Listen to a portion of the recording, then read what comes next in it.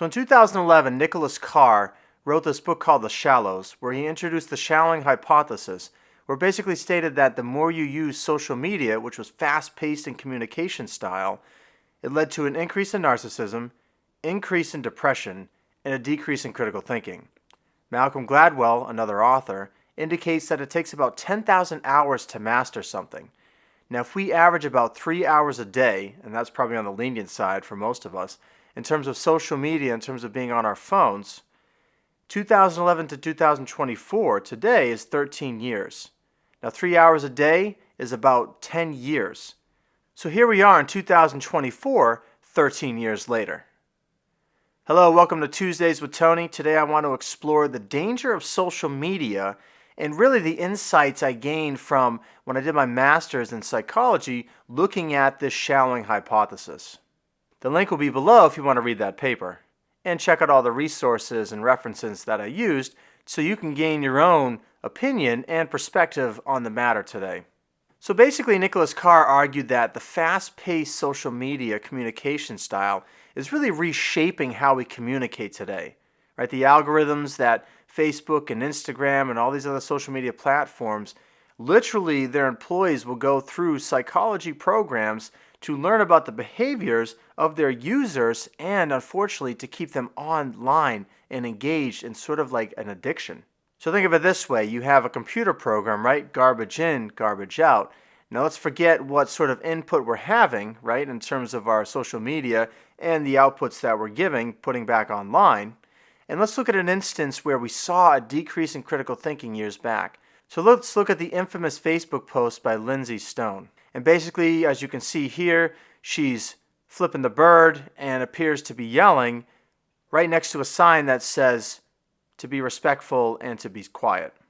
Now, at first, she thought this was sort of thoughtless humor with her friends, and because she had posted it online, it actually went viral. She ended up losing her job, and she had a very tough time to find employment thereafter because of now the reputation that she had from that one post. Now, I don't know anything about Lindsey, and I'm sure she really didn't intend it to be that way. One might argue that that really was just a byproduct of the algorithm of this fast-paced communication style to get something in, to put it back out, and to get a bunch of likes. And as you can see, the shallow online behavior can unfortunately have consequences in real life, if not thought through. Let's move on to narcissism. You know, the story of Narcissus is that he falls in love with himself so much to the point that he forgets about everything else and he ends up dying, right, by just staring at himself.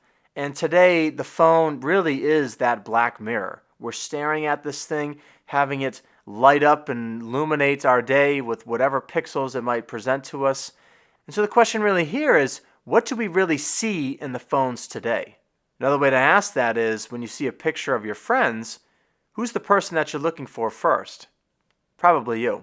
I certainly catch myself when I know that picture was taken at an event I was with my friends at, and I knew I was in that picture. Yeah, I'm going to be checking myself out. So the shallowing hypothesis indicates that we can also see an increase in depression. Now again, the link will be below. You can check out the references, the research involved. And even though social media was made with good intent to satisfy that basic need of the feeling of wanting to connect with others, there's the social comparison effect where I'm now looking at your stories and feeling inadequate because you've got all these things that I don't, you're getting all these likes and I'm not. And so that can actually lead to forms of isolation and depression. And the studies have shown that the more time we spend doing that, there has been indeed a correlation with an increase in depression. So where does that leave us? It seems pretty bleak from the perspective of the shallowing hypothesis that we're sort of screwed. So we know the risk. So we have the instance of Lindsey Stone where we saw cyber shaming. We have instances, unfortunately, of cyberbullying.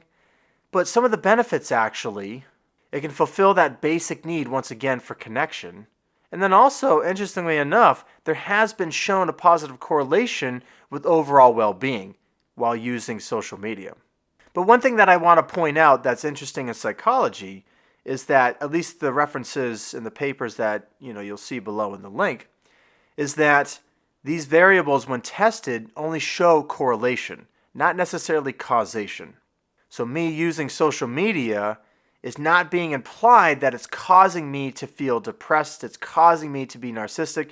We know that there's a lot of other factors involved, but statistically speaking, there is a correlation when we do put social media and compare it with that of, again, narcissism and depression and critical thinking. So we know that social media is not going away. So I'm not saying that throw your phones out and delete your social media accounts. That's not the point of this message. The point of this talk really is to really begin to ask yourself, what is truly the point of this phone? So remember that success is not about good luck, it's good skills. So the skill to think about today is really the hammer can be viewed as a tool when used correctly, right? I can use it to build a house, I can use it to build a chair, or I could use it to hit my head. So it can cause harm and also do good. So the phone is similar. You can use it to do good, and you can also use it for harm. And with that, we'll see you next time. Thank you.